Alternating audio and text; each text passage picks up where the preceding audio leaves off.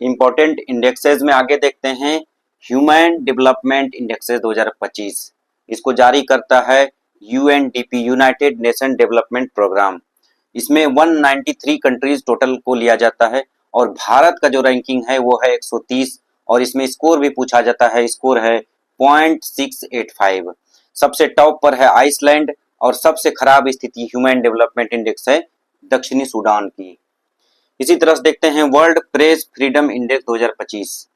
इसमें कुल 180 देशों को लिया जाता है और सबसे टॉप पर है नॉर्वे और सबसे खराब स्थिति है इरिट्रिया की और भारत का जो रैंकिंग है वह है 151।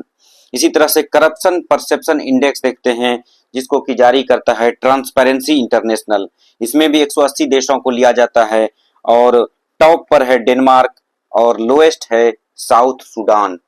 इंडिया की रैंकिंग 96 है। इसी तरह से ग्लोबल हंगर इंडेक्स देखते हैं 2024। इसमें 127 देशों को लिया जाता है और यह जारी किया जाता है international food policy research institute के द्वारा। इसमें बेलारूस को सबसे कम भूखा देश माना गया है जबकि सबसे अधिक भूखा देश दक्षिणी सूडान और सोमालिया को माना गया है। भारत की रैंकिंग है 105 लेकिन इसको भी सीरियस की कैटेगरी में रखा गया है। इसी तरह से ग्लोबल जेंडर गैप रिपोर्ट 2024 जिसको कि वर्ल्ड इकोनॉमिक फोरम के द्वारा जारी किया जाता है, 146 देशों में भारत की रैंकिंग 129 है और सबसे टॉप पर है आइसलैंड।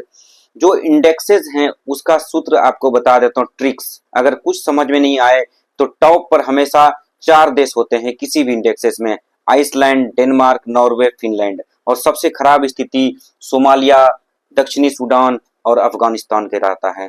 तो ये ट्रिक्स याद रखना है। तो चलिए एक बार फिर से देख लेते हैं।